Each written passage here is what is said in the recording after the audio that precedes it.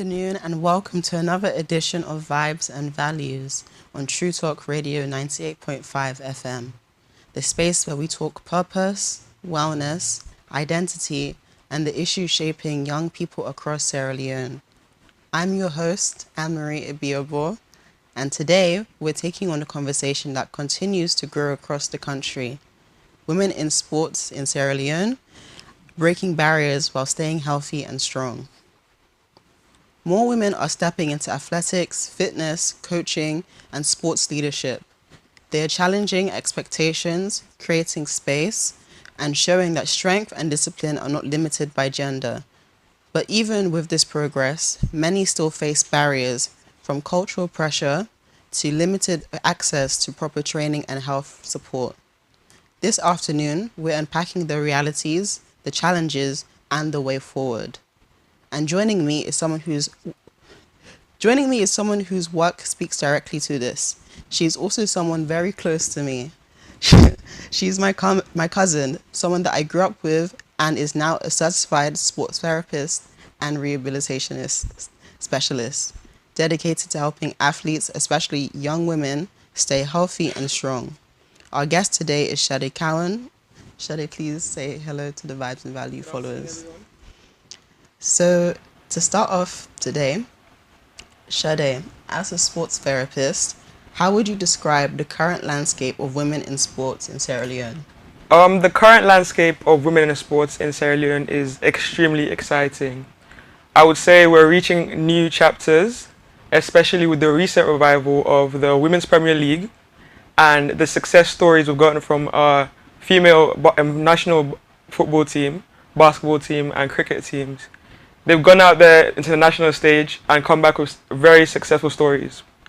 And I think this paints a picture for the younger women that when they see women that look like them, have similar stories and are from similar backgrounds, they also believe, I can do this too. I'm seeing people that look like me. Secondly, the Minister of Sports, she's a woman. Who better to understand the struggles that we face in this sector than another woman? I would say she's putting out opportunities that women have never gotten in sports before, and to me, that's extremely powerful. I think in a couple of years, sports would, for women and in the country, would be in a whole different place to where it is right now. Okay. What inspired you personally to go into sports therapy and athlete rehabilitation? I've always been a fan of sports for as long as I can remember. Whether it's watching sports, playing sports, it's been a part of my life. I also competed a lot, and whilst competing, I found myself delving into the science part of it because I wanted to be the best athlete I could. So I felt like I needed to understand my body, and delving deeper into this, going to university, I was able to find a course, sports therapy, where we touched on modules that explain anatomy and physiology, biomechanics, basically how the body's working as you're working out. The rehab part of it, I had an uncle very close to me who his lower limbs stopped working. And I always remember being a young girl, I always thought to myself, oh, I really, really wish I had the tools to help him. And as I grew older, I realized that tool was either going to be rehab or physio. So the moment I found a course that basically combined both of this, it felt like the only route to take. Okay, so you said you yourself did sports. Yes. What specific sports did you start off with? I started off with athletics. I started off running. I quickly realized that I didn't like it as much. So I moved onto the field aspect of it. I started doing shot put. That's where I started. And any other sports? Yes. So after, finding out, I really, really enjoy sports with shot put, but then I was introduced to basketball. And when I was introduced to basketball, I quickly realized that I loved it more than shot put. So I kind of focused on that. In school, I also did handball, rounders, tennis, a few sports to name. So you're very well rounded then. Very, very well rounded, yes. Okay, so why is sports participation so important for the health of women? I would say health. I would say health is a holistic word. It's basically intertwined. I would say to be physically healthy, you need to be mentally healthy. And if your mental health isn't where it's meant to be, your body is not going to be where it's meant to be. So, being in sports, it allows you to touch on both of those parts of health. You're in a community where they're like-minded people like you. They understand your struggles. They're most likely going to have the problem that you face. So, speaking out to those people, you realize, oh, there are people here like me. I'm not lonely. And that's incredible for the mental health. And as you're doing that, you're in a space where you can physically be able to express yourself. As women, it is extremely important to get in front of it now, because as we age, we're susceptible to things like type 2 diabetes, we're susceptible to high blood pressure, osteoporosis, that's basically our bones becoming weak, osteoarthritis. So starting now at a very young age, it puts you in a position where the chances of you getting it lessens as you grow older. Okay, so what about women who are older? How would you help them transition getting back into sports? I would say as we do grow older, our bones do get a little bit brittle. So starting off with low impact sports that are not heavy on the bones. So we're talking about your Zumba, you're talking about your yoga, you talk about dance classes. So all of that, I would say that's how you can get back into sports. Okay. So like Zumba and stuff, you don't have to actually be in a class. You can just watch stuff on YouTube, isn't it? Definitely, yeah. Yeah. So next question I have is, what are some of the biggest misconceptions about women who participate in sports? I would say one of the biggest ones I have seen so far is we're constantly compared to our male counterparts. And I think that is completely unfair because we're biologically different. We have different hormones in us, and there's very much different things going on within the body. So I wouldn't say it is fair to compare us. Secondly, I see a lot of parents, try to discourage their daughters from going to sporting events because they believe it is a boys' club. But that is changing very, very fast. I would say sports is for everybody. It's not just for men. And lastly, I've heard that sports is quote unquote for dropouts, but that is definitely not true because I would say sports is a career pathway. There are different paths to it. You've got sports therapy, which I did, and you needed a degree for that. You've got sports journalism, which I did. You also need a degree for that. Sports management. See, there are various career pathways that you can use where you need a degree for. So I'd really like to debunk that sports is for dropout. There's a whole career sector going on over here. Okay, so to add off of that, how do you think cultural expectations or gender norms in Sierra Leone affects women's involvement in athletics or just sports in general? So sports in general, athletics, whichever. I think girls are more directed to, I would say, quote unquote, gender norms where you're expected to, play with teddy bears, supposed to play with dollies, and as you're growing up, even your parents will sometimes tell you, oh, okay, I'll buy my son a football, I'll buy my daughter a doll. And that basically discourages girls to think, okay, fine, this definitely isn't for me because I have never been told this is for me. So girls kind of keep away from that side and stick in the gender norms where they put us. Okay. So why do you think some girls drop out of sports during adolescence? So even if they are allowed to go and play, why do you think they end up stopping? I don't think it's a want to stop. It's basically a need to stop. As I previously stated, there are different career pathways to sports.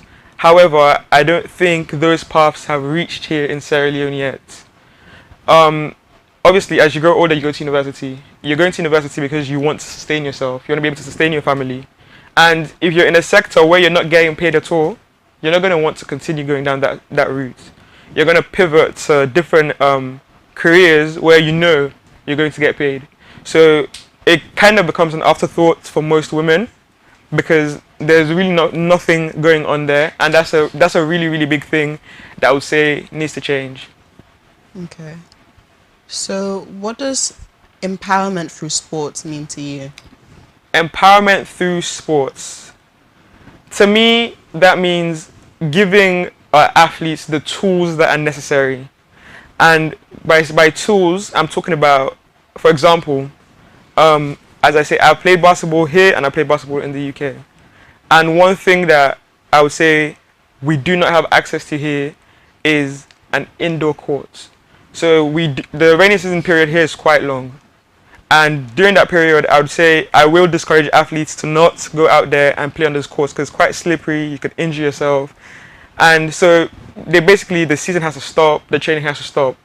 Whereas other countries that do have basketball and focus on it too, their counterparts keep going because they've got indoor courts.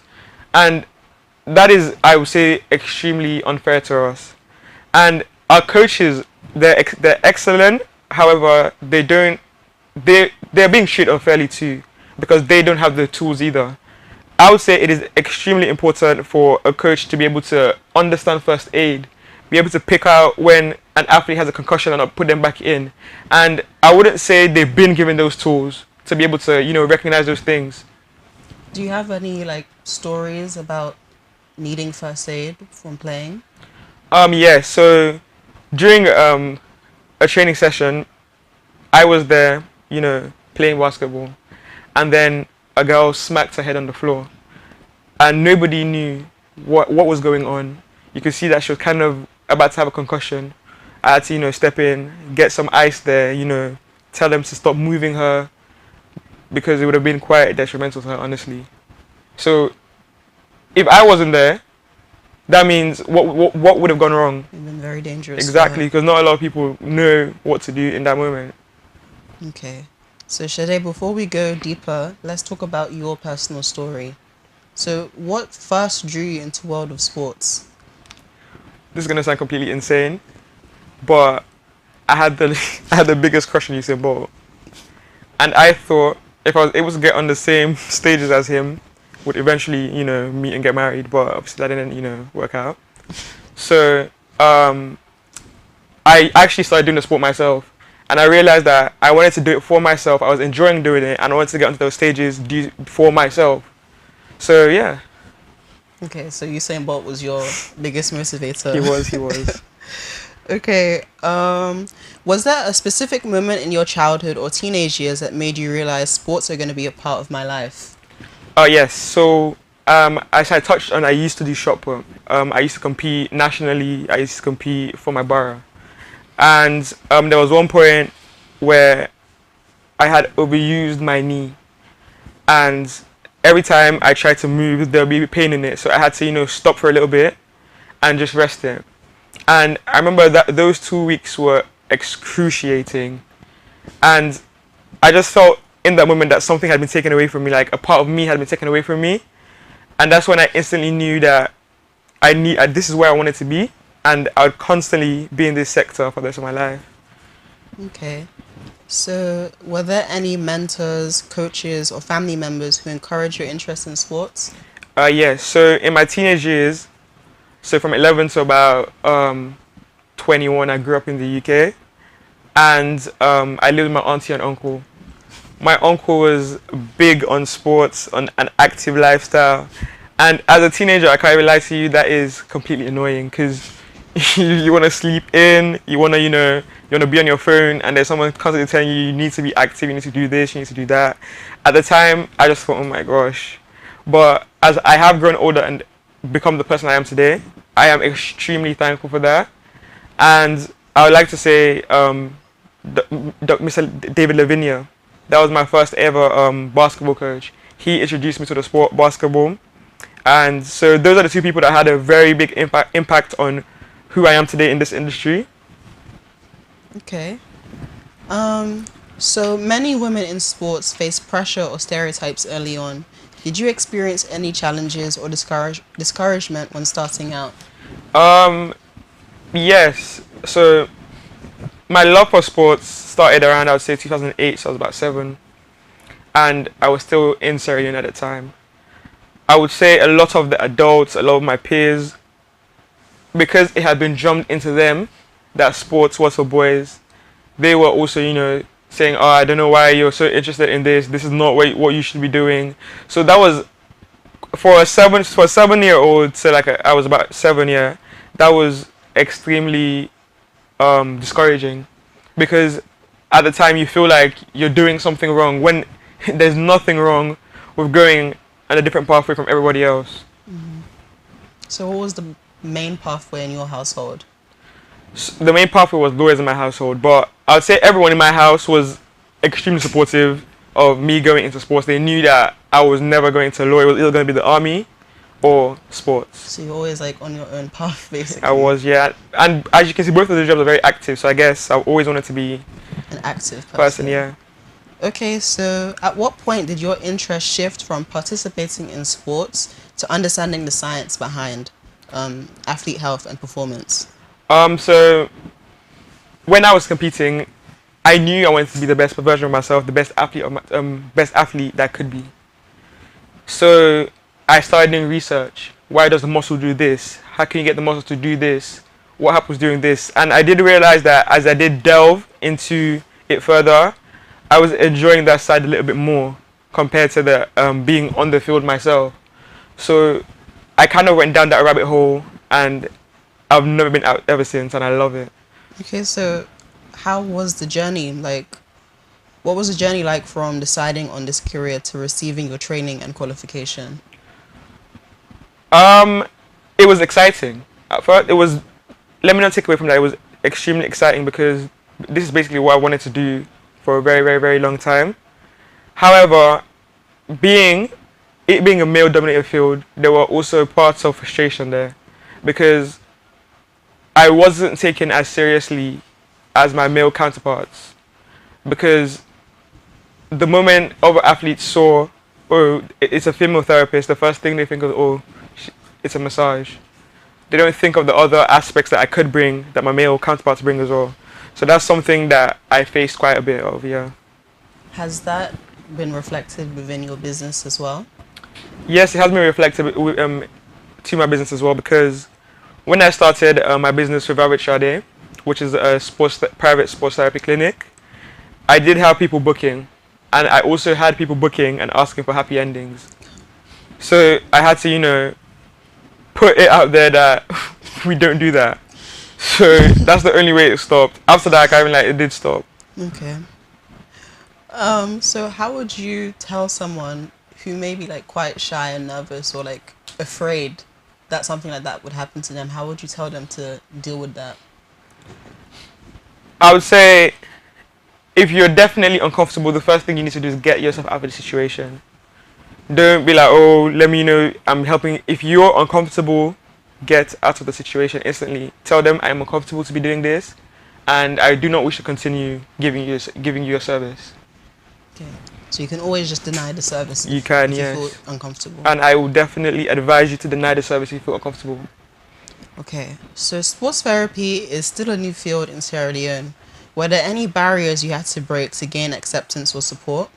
Yes. So firstly, a lot of people, think a sports therapist is exactly the same as a physio, but no, not really. Physios, they're very holistic. They look deeper into, nerves, stuff like that. We also do that, but ours are concentrated on sports injuries, musculoskeletal injuries. That's what we focus on.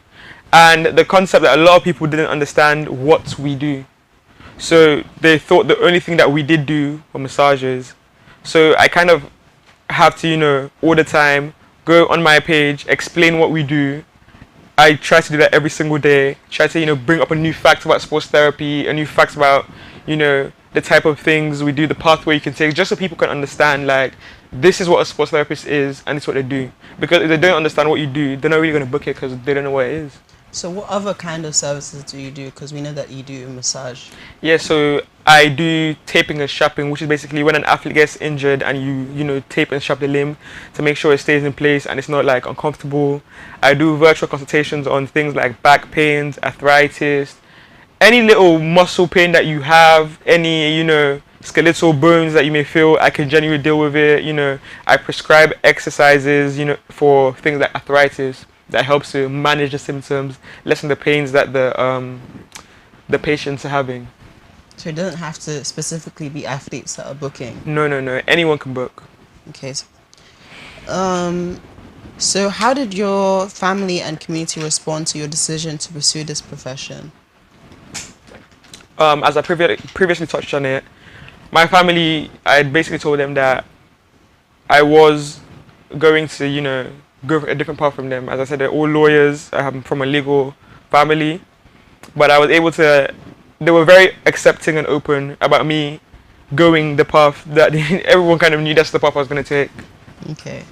So, what excites you the most about working closely with athletes? I think, especially young girls and women. I think being at the roots of them understanding their bodies. I'm basically working at grassroots. I'm helping these young women understand, like, okay, I don't want to do too much of this because I'm going to injure myself. I'm helping them understand injury prevention. So before the injury happens, I'm there to help you prevent it. I'm there to help you explain, oh, this is what you do that might cause this to happen. And me doing this helps keep the athletes in their field longer. So your body, as an athlete, your body is, I would say, like chalk writing on a board. If you keep using it when, you're injured, you're basically like dwindling your body away. So yeah. Okay, so you mentioned before, like during the rainy season, basketball players, they have to play on like the wet, what material would you call the floor? Tarmac. Like the wet tarmac.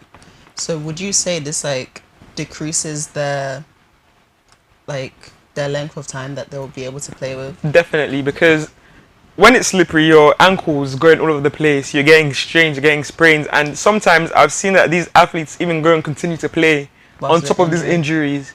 You're literally just dwindling again, you're dwindling your body again, you're using the chalk when it's almost finished.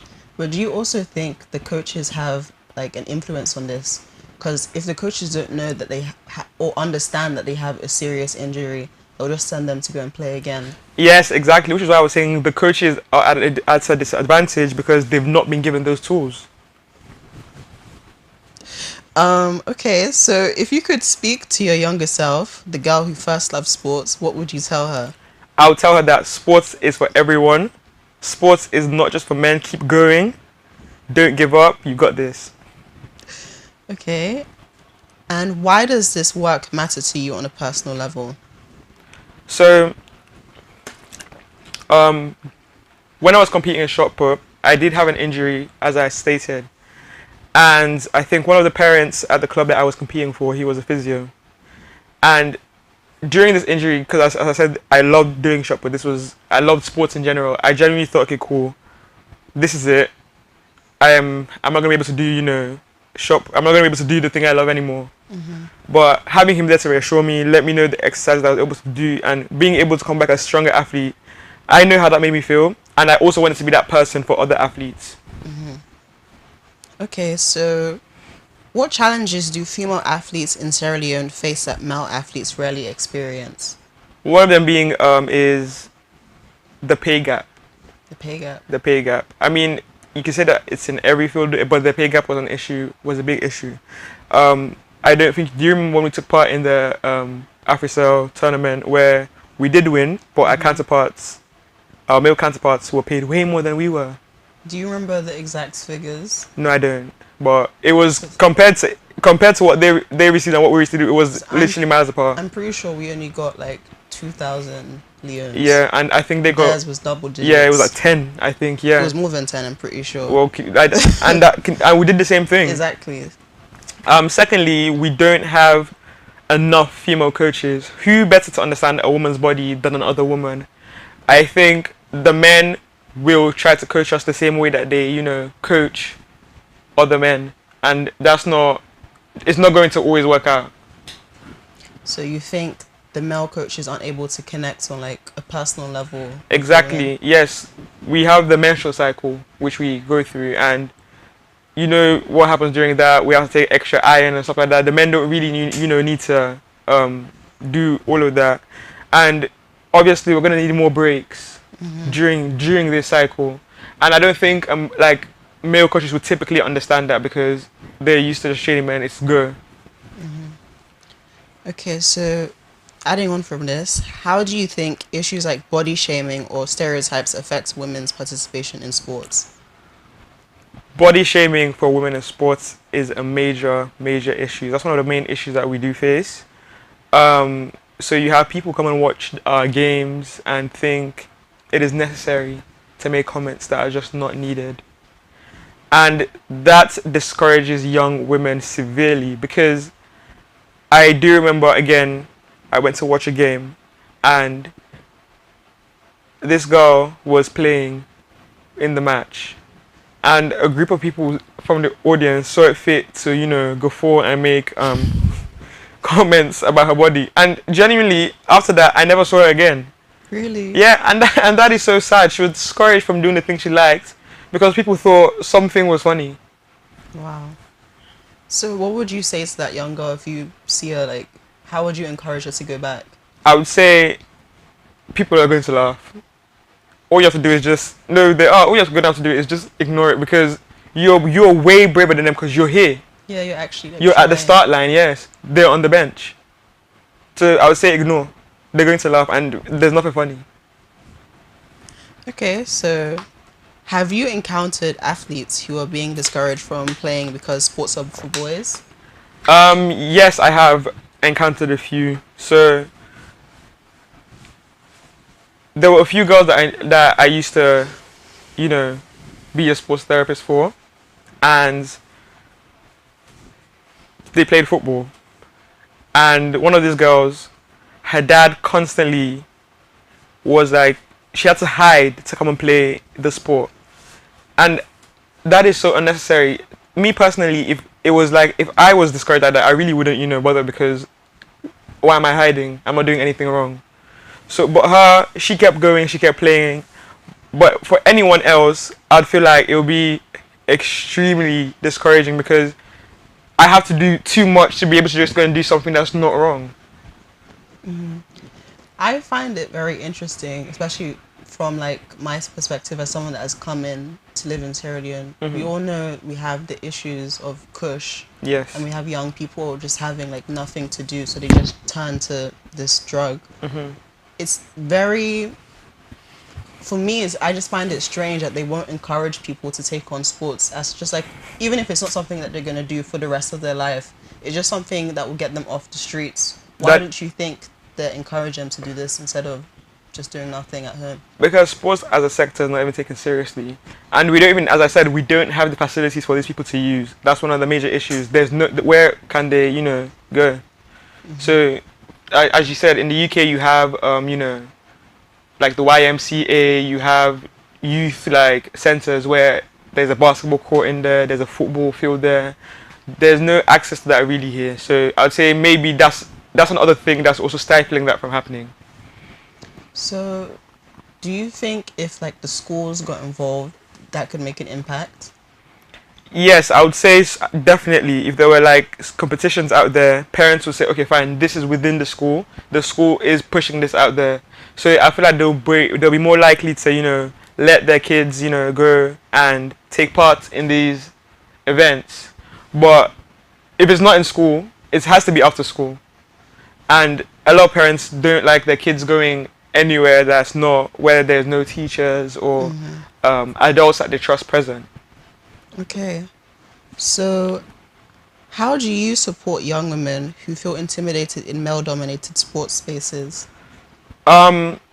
The way I like to support young women who feel like this is it's important that we understand that sports is male dominated, and having these women in a safe space where they feel comfortable enough to let us know this is what's causing me to feel, because there has to be something that's causing you to feel uncomfortable. Something is being done that will make you feel uncomfortable. So therefore, we need to get to the root of that. What's making them uncomfortable? And we have to try to eradicate that. Okay, thank you. So we're gonna take a short break. We'll continue with Sade just after the break.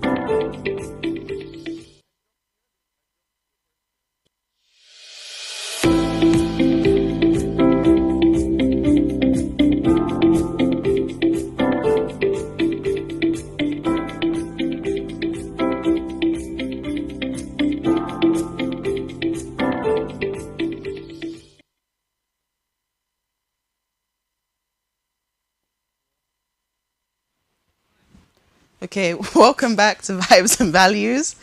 Today I'm here with Shadi Cowan. She is a sports therapist and rehabilitation specialist, and we are discussing women and sports in Sierra Leone, breaking barriers while they stay healthy and strong. Okay, Shadi. So, how important is mental health in athletic performance, especially for young women? As I previously touched on, if your mental health isn't if your mental health isn't good, your physical health wouldn't be good either. So, um, if an athlete is constantly worrying, if an athlete is facing depression, or for example, an athlete is struggling to focus due to stuff like ADHD, they're not gonna have the time to train because they're constantly worried. Like that's gonna tell on their bodies. That's gonna tell on their energy levels through stuff like anxiety. It is very it's time consuming basically, a mental health crisis. And you know the time that this athlete should be using to sleep, they should be using to eat, because when you have mental health problems or crisis, your appetite goes. So that means you're not properly, your nutrition is not where it's meant to be. You don't sleep. So that means it is recommended that an athlete gets at least 7 to 8 hours of sleep. If you're worrying, you're not gonna sleep. So all of these things tell on the body as well. So your mental health being where your mental health being in a positive place is extremely important, because that means your physical health would be in a positive place. Okay, so you mentioned some things like depression and ADHD. Could you just like briefly explain what they are to some people? Because some people don't think Africans get depressed or stuff Okay. like that. Depression is when you encounter low bouts of you're feeling low constantly, you're sad, when you're depressed you don't feel like eating, it tells in your sleep. It is a very, very real thing. And ADHD, attention deficit hyperactive disorder, you see that a lot in young kids in school, where they can't sit down in place, they fidget a lot. That's some of the things you see. And then people and teachers are like, oh, you're misbehaving. They're not misbehaving, they really cannot help it. So those are the two. Okay, do you think sports would be a benefit to those who have ADHD? Oh yeah, yes, definitely. So when you have ADHD, you basically feel the need to constantly be engaged. You feel the need to constantly be doing something, to be thinking about something. And it's basically like an energy in your body, I would say, ADHD. And and sports is a way to express that energy basically. So I think sports for people with ADHD will be extremely, extremely, it will make an extremely good impact on them, yes. Okay, so what fears do women often bring into training or rehabilitation sessions? This is so first of all, when women come in and they see I'm a female therapist, you can see the relief on their faces, because they're like, okay, cool, this is a woman, and I know she's gonna be able to understand how I'm feeling, how I'm going through.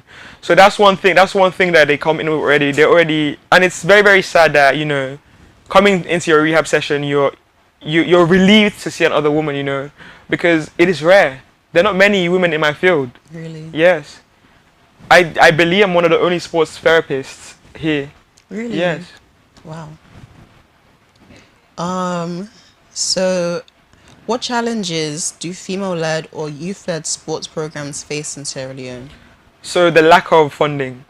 And I think we're not properly funded because they don't take us as seriously again as our male counterparts. We didn't used to go to international events that you're seeing us going to now, and I think the roots of the whole thing is we're just not taken serious. How would you give us money if you don't take us seriously? So that's a major challenge. Lack of funding, lack of belief in us. Yes, and I feel like we've shown that women, when given the stage, we can perform very well. And the Sierra Queens can attest to that. The Pelican girls can attest to that, and the cricket ladies can attest to that. They've all come with successful stories. The Pelican girls are currently even on their way to go and play Liberia right now in a basketball match. Okay. So despite the obstacles, what keeps you personally motivated in this field? I think what keeps me motivated is being around the young women I've been around. I know how basketball affects their life, and I know how seriously they take it. Not even basketball, how sports affects their life, and I know how seriously they take it. I've heard some of their hopes and I've heard some of their dreams, and I want to be in a place where I'm able to, fight for these women to make sure that they're able to meet some of to get to the places that I want to get to. So what keeps me going really is hope that it will get better. Okay. What changes have you seen over the years in the attitude towards women's sports? So it doesn't have to be just in Sierra Leone, but globally. Oh, they're paying attention now. Everyone is paying attention now. The WNBA has recently caught light. I don't know if you watched the WNBA, Yeah. but it's major. So we're talking about Angel Reese, we're talking about Camila Cardoso, Asia Wilson. They're now in the limelight. We're seeing them on covers like the 2K, the basketball game. We're seeing them on covers. We're seeing female football players now. Kids are saying, "Oh, I want to be like this person," and she's a woman. So those are the changes that we're really seeing now. Like people are realizing that we have it in us too. We can do it.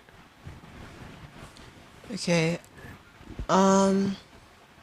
So how does proper rehabilitation help athletes return stronger after injury? So I use the analogy of your body being like a chalk, and you're using it, you're writing on a chalkboard. Without proper rehab, as I said, I'm seeing the trend a lot here. Athletes are injured, and then they go and add on to the injury. That's not proper rehab. You've not given yourself time to rest. You've not even gone and seen a specialist for them to tell you what it is. Some people sit down and play through ligament tears, sprains, strains, and you're doing that. That's basically you're ruining your body, because if you play through a strain, your body, I would say, is never going to be the same again, because you're going to keep on getting that injury over and over and over again, because you've made that part of your body weak. So it is going to be a recurring injury basically. Have you had any hard-headed clients? So you've given them specific plans or instructions for them to follow, but they've just continued to play. Yeah. How do you navigate that? The thing is, it is extremely hard to navigate because the athlete needs to want it themselves. Because I did have a client where they had back pain before, and I'd explained to them, you need to stop playing on this back pain. They're like, no. They said yes, and then I found out that they'll be playing even with the back pain. And then every time they played with it, the back got worse.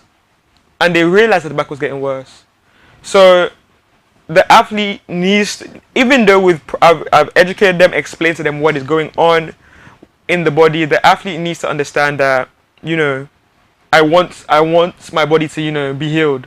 Or they're just going to keep on going back. Is it more important to be healed, or keep going and playing the sport, and you're not even playing it to your optimum? Okay, so you mentioned before how when you have female clients, they seem to be relieved once they find out that you're a woman. Yes. But sometimes I've noticed when I've recommended you to some men, and then they realize that it's a woman that they're going to for advice, they don't really want to take your advice seriously. So how do you navigate or combat that? The thing is, I think even in our own sector, it is difficult to combat that, because even within my own sector, sometimes my counterparts do not take me as serious. So if my counterparts in my own sector are not taking me serious, that means the wider community isn't going to take me serious. So it is hard. So I think as a community in sports, we all just have to, come together and, push that, yes. And our male counterparts also have to come on and help us and be like, yes, the women are as good as us. They are, they're able to meet the standards as well. Do you think if the men are the ones that are more vocal about championing the women, it will change perspective? Yes, definitely. I definitely think so. Okay. So, how important is mentorship in building strong female athletes? Mentorship is extremely important. Like as I said, I've been told to play basketball numerous times, but I avidly avoided it because people were telling me to do it. So when I went to the UK and I found a coach that was able to nurture the talent in me, I went for it. My skills grew. If I'd never had that mentor, I would never have, delved into that side of the sport. So having a good mentor is extremely important. Okay. If someone gets injured while playing a sport and feels discouraged, saying that they want to quit, what would you say to motivate them to recover and return to playing again? So I would say to them, this isn't the end of the world. Your body is way stronger than you think. Your body can withstand way more than you think. So I would say keep pushing, take your rehab extremely serious. Don't just because you start to feel better, you're like, oh, I feel better now, back into the field. No. If they're giving you a set time frame that you're supposed to be out, use that time frame. We've given you that time frame for a reason. We know how long it takes for this specific part of your body to heal. That's why we told you to stay out for that long. Okay, leading on from that, how do you balance pushing athletes to their limits while protecting their health? So of course, like some athletes, as we just mentioned, like they just feel completely discouraged, but others, they just want to quickly get back into the game. How do you navigate both sides? And how do you keep yourself from pushing them too far? So I would say in the athlete perspective, you need to understand your body. You need to understand what your body can take, and you need to understand what your body cannot take. I have seen athletes, sometimes when lactic acid builds up in your body, you throw up. Really? Yes, and I've seen athletes keep on going after that. It is okay to take a break.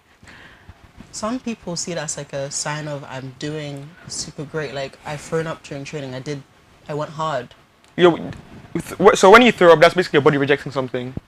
So that means it's not supposed to be there. So clearly that means you pushed it. And for the coaches, in a coach's perspective, I would say listen to your athletes. If they're tired, they're tired. If someone is telling you, I am tired, they're tired. So don't tell them, oh, no, you're not tired. How do you know that?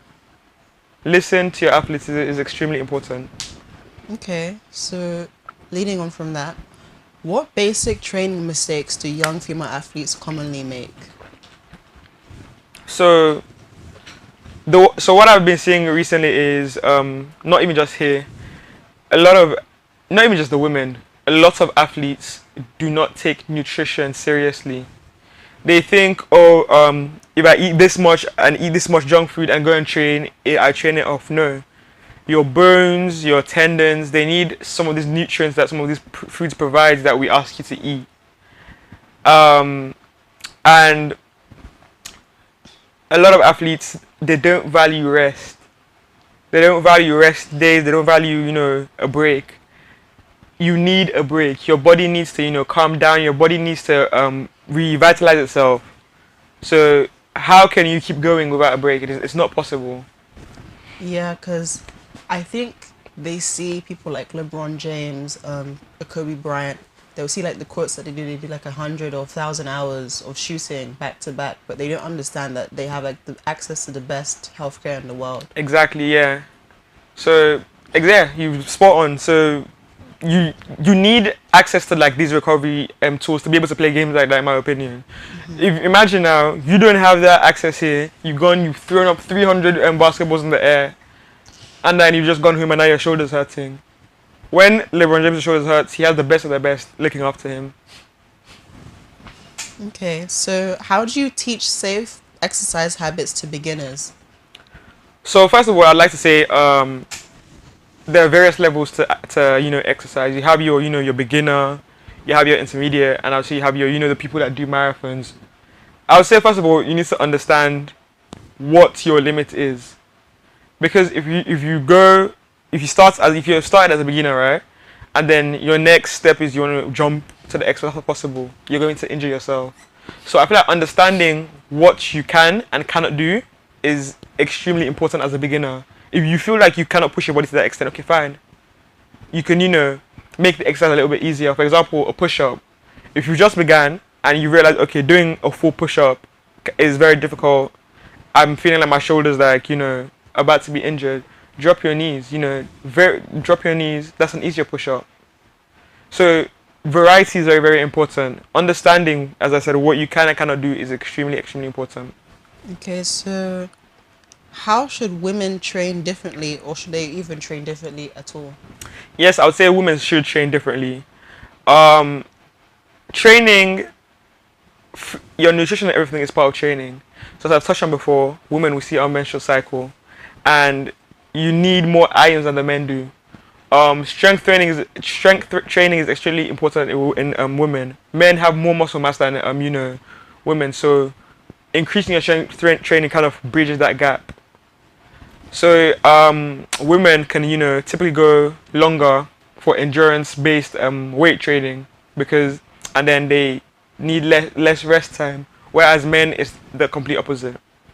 So you mentioned the menstrual cycle and how like we lose a lot of blood. So can you list any iron-rich food that women can take up in their diet? So you've got fish, you've got meat, beans, you've got spinach. So I think that's potato leaves here. You can eat all of those. Just basically just blanch it in the in a pan. You don't cook it until it's dead, because then the nutrients don't come out as much. So you just blanch that in the pan, and you could get the most nutrients and iron from that. That is, I swear by that, genuinely. Okay. So of course we also have older women that would need to take up new, healthier lifestyles. So what lifestyle habits support long-term wellness for women in sports? One of the things that I would say is I would advise women to do is, you know, go on a 30-minute walk. That is extremely important to get your heart pumping. Do that as much as you can. 30-minute walk every day if you can. That is extremely important. Sedentary lifestyle. It is, what I mean by that is sedentary lifestyle means just sitting down in one place for over like 30 minutes. That is not good for you, not at all. So maybe every hour or so, just get up, stretch your legs, stretch, come back, you come and sit down. Even if you're watching Netflix or anything like that. Yeah. Okay, so we're gonna look at the Facebook comments now. One person said, with so many talented girls that want to engage in sports, how can they be assured it's a risk or path worthy for them? Um, Currently, we're building the sector of sports. And I genuinely do feel like in a few years, sports is going to be a sector with many different jobs. And I would say it is a positive risk to take, because not only can you excel here, you can excel internationally. So it is a very, very positive risk to take. It is a risk, but it is a positive risk to take. Okay, another person said, looking ahead, what would what could what would a truly inclusive sports culture in Sierra Leone look like? I would say, giving us funding, giving everybody the same amount of funding. That is exclusive, not, giving the men this amount and then giving us this amount. That means it is not inclusive, because that means they have, access to better equipment, access to better, uniforms. And that's totally unfair. That's not inclusive at all. Getting us female coaches, as I said previously, that is inclusive, because you thought about how having a male coach can affect. It's not gonna like completely negative, but you thought about how sorry, having a female coach can, optimize the training of a female athlete. Okay, so if you were given funding to do any kind of sports initiative, what would you do with it? So first of all, I'll make sure we have an indoor basketball because that's one thing I'll do. I'll make sure the coaches are able to go out or even, bring courses here that the coaches are able to take and make sure that their athletes are at their peak. For me, that's one of the biggest things, yes. Coaches, yes. I'd like for the coaches to be the best of the best. And if that means, getting them on courses and stuff like that, that's definitely it. Okay, so do you have any final statements that you want to tell the audience? And also, could you tell them more about your business? Yes. So I run a business called Revive It Sade. It is a sports therapy clinic. I do various things on there. So we have a massaging package. We have exercise prescription package and personal fitness packages.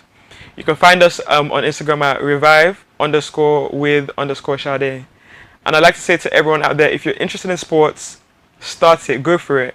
Definitely go for it because to get to the finish line, you have to start somewhere. So you have to start at the start line. You will eventually get to where you want to get to. Okay, thank you so much, Sade, for coming on to our show. That brings us to the end of today's edition of Vibes and Values. We explore the journey of women in sports, the strength, discipline, barriers, and breakthroughs, and why prioritizing women's health and well-being is essential for Sierra Leone's future. A special thank you to Sade for sharing deep insights and championing the wellness of women and athletes across the country. Appreciation as always to the team behind the program, to our executive producer Lucy, the producers today Frida, the studio engineers Sammy and Sharif, and our cameraman Paul. I am your host Anne-Marie Ibiabo, and thank you for joining us on Vibes and Values. Until next time, bye-bye.